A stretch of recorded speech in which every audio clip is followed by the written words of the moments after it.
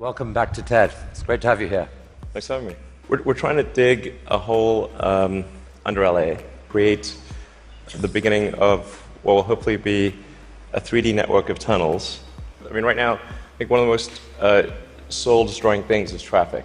It takes away so much of your life. First of all, you have to be able to integrate the entrance and exit of the tunnel seamlessly into the fabric of a city. By having an elevator, sort of a car skate that's on an elevator, you can integrate the entrance and exits to the tunnel network just by using 2 parking spaces. There's no speed limit here, so we're designing this to be able to operate at 200 kilometers an hour, about 200 kilometers an hour, or about 130 miles per hour. So you should be able to get from, say, Westwood to LAX in 6 minutes, 5-6 minutes. There's no real limit to how many levels of tunnel you can have. You can go much further deep than you can go up. You can alleviate any arbitrary level of urban congestion. A key rebuttal to the tunnels is that if you add one layer of tunnels and then you'll be back where you started, back with congestion. But you can go to any arbitrary number of tunnels, any number of levels. LA subway extension that was just completed for $2 billion. So it's roughly $1 billion a mile to do the subway extension in LA. And this is not the highest utility subway in the world. A 10-fold improvement in the cost per mile of tunneling. Tunneling machines currently tunnel for half the time, then they stop, and then the rest of the time is putting in reinforcements for the tunnel wall. Right. I'm in favor of flying things.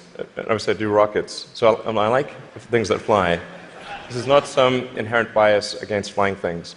There is a challenge with flying cars in that they'll be quite noisy. If something's flying over your head, if there are a whole bunch of flying cars going all over the place, that is not an anxiety-reducing situation. You're thinking, like, did they service their hubcap? Or is it going to come off and guillotine me as they're flying past? You know, we've been sort of puttering around with the Hyperloop stuff for a while. We built, it actually ends up being the biggest vacuum chamber in the world after the Large Hadron Collider. It was sort of quite fun to do that, but it was kind of a hobby thing. But we're going to try seeing how fast we can make the pusher go if it's not pushing something. In order to make a tunnel, you have to typically design a tunnel wall to be a good to about 5 or 6 atmospheres. To go to vacuum is only 1 atmosphere. It sort of turns out that automatically, if you build a tunnel that is good enough to resist the water table, it is automatically capable of holding vacuum. Whatever device you're using, you can get a lot of money for that device from the Israeli military, who is trying to detect tunnels from Hamas. The reality is that Earth is incredibly good at absorbing vibrations, and once the tunnel depth is below a certain level, it is undetectable. Maybe if you have a very sensitive seismic instrument, you might be able to detect it. A lot of people think that when you make cars autonomous, that they'll be able to go faster. Once you have shared autonomy where it's much cheaper to go by car, and you can go point to point, the affordability of going in a car will be better than that of a bus. Like, it will cost less than a bus ticket. The amount of driving that will occur will be much greater with shared autonomy, and actually traffic will get far worse. And a few years ago, people were laughing at you. Now, not so much. I mean... Okay. I think almost every automaker has some electric vehicle program. They vary in seriousness. Some are very serious about transitioning entirely to electric. I intend to stay with Tesla as far into the future as I can imagine. There are a lot of exciting things that we have coming. Obviously, the Model 3 is coming soon. We'll be unveiling the Tesla semi-truck. It's looking quite good for starting production in July. Yeah. So this is using only cameras and a GPS. So there's no LiDAR or radar being used here.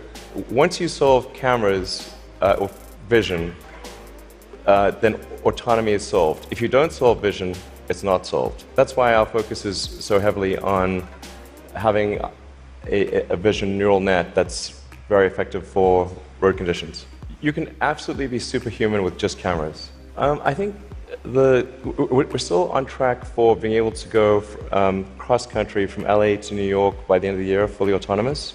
November or December of this year, we should be able to go from, all the way from a parking lot in California to a parking lot in New York, no controls touched at any point during the entire journey. Well, I think that the autonomy system is likely to at least mitigate the crash. The thing to appreciate about vehicle safety is this is probabilistic. I mean, there's some chance that any time a human driver gets in the car that they will have an accident. That is their fault. It's never zero. The key threshold for autonomy is how much better does autonomy need to be than a person before you can rely on it. There will be a shared autonomy fleet where you buy your car and you can choose to use that car exclusively. Now, that's definitely a case where we want to be cautious about the autonomy features. So this is a heavy-duty, long-range semi-truck, highest weight capability, and with long range. Essentially, it's meant to alleviate the heavy-duty trucking loads. We want to show that an electric truck actually can out-torque any diesel semi. If you had a tug-of-war competition, like the Tesla semi will tug the diesel semi uphill. So this will be a very spry truck. You could drive this around like a sports car. Well, this illustrates the picture of the future that I think is how things will evolve. If you look in between the electric car and the house, there are actually 3 power walls stacked up against the side of the house. That house roof is a solar roof. So that's an actual solar glass roof. When you're looking at the roof from street level or close to street level, tiles look the same whether there is a solar panel behind it or a solar cell behind it or not. If you were to look at it from a helicopter, you would actually be able to look through and see that some of the glass tiles have a solar cell behind them and some do not. I think eventually almost all houses will have a solar roof. It will be unusual to have a roof that does not have solar. Most houses in the US have enough roof area to power all the needs of the house. You can sort of roughly see that there's sort of a diamond shape. That's the slowed down version. When it's running at full speed, you can't actually see the cells without a strobe light. We'll announce locations for somewhere between 2 and 4 gigafactories later this year. Yeah, probably 4. I'm just on 2 advisory councils where the format consists of going around the room and asking people's opinion on things. The meetings I've had thus far to argue in favor of immigration and in favor of climate change. That wasn't on the agenda before. Maybe nothing will happen, but at least the words were said. This is one of our rocket boosters coming back from very high and fast in space. I think this may have been sort of a Mach 7 or so delivery of the upper stage. Reusability is only relevant if it is rapid and complete. Visually, you can see that's person. Yeah, and that's the vehicle. So if that was just a skyscraper, that's like a 40. Did I read that? 40 stories. Yeah, maybe a little more. Yeah. This configuration is about 4 times the thrust of the Saturn V moon rocket, the thrust equivalent of 120 747s, with all engines blazing. The vehicle seems quite large, and is large by comparison with other rockets. I think the future spacecraft will make this look like a rowboat. There have to be reasons that you get up in the morning and you want to live. Like, why do you want to live? What's the point? What inspires you? What do you love about the future? If the future does not include being out there among the stars and being a multi-planet species, I find that it's incredibly depressing if that's not the future that we're going to have. If you don't have sustainable energy, it means you have unsustainable energy. Eventually you'll run out, and the laws of economics will drive civilization towards sustainable energy, inevitably. Very important to appreciate, this is not inevitable. The sustainable energy future, I think, is largely inevitable. If you look at the progress in space, in 1969 we were able to send somebody to the moon. Then we had the space shuttle. The space shuttle could only take people to low Earth orbit. Then the space shuttle retired, and the United States could take no one to orbit.